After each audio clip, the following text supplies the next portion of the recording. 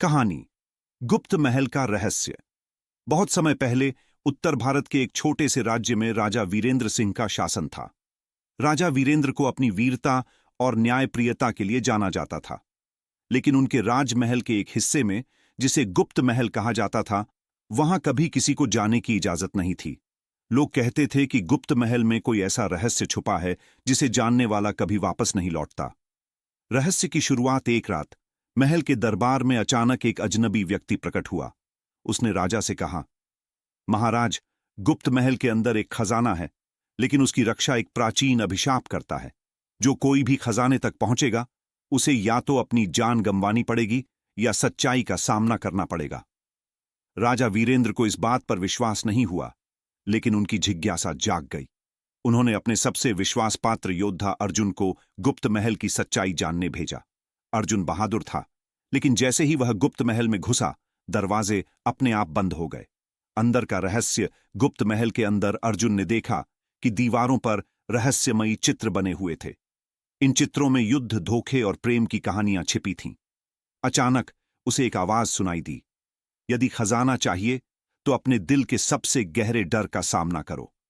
अर्जुन ने अपनी तलवार निकाली और आगे बढ़ा। महल के अंदर हर कदम पर उसे ऐसे दृश्य दिखते जो उसके अतीत के छुपे राज खोलते थे।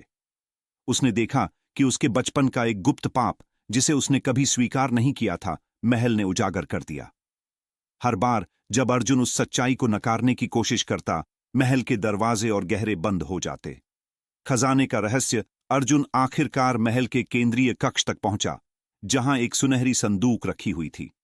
संदूक के पास एक प्राचीन पुस्तक रखी थी, जिसमें लिखा था, सच्चाई ही असली खजाना है, जो इसे स्वीकार करेगा वह ही जीवित रहेगा। अर्जुन ने अपने डर को स्वीकार किया और महल ने उसे बाहर का रास्ता दिखा दिया। वह राजा वीरेंद्र के पास लौटकर आया और सारा किस्सा सुनाया। राजा ने महसूस किया कि गुप्त महल सिर्फ खजाना नहीं, बल्कि उनके परिवार के इतिहास और सच्चाई को छुपाने का एक जरिया था। अंतिम मोड़। राजा वीरेंद्र ने फैसला किया कि गुप्त महल को हमेशा के लिए बंद कर दिया जाए, ताकि कोई और उसकी शक्ति का शिकार न बने। लेकिन क्या सच में महल का रहस्य खत्म हो गया? कुछ ही दिनों बाद रात के सन्नाटे में एक और चीख सुनाई दी, महल से। क्या महल का अभिशाप अभी भी जीवित था, या यह सब महज एक और साजिश थी? कहानी खत्म नहीं हुई है। गुप्त महल के दरवाजे अभी भी खुले हैं। अगर कहानी अच्छी लगी हो तो चैनल को लाइक एंड सब्सक्राइब करें।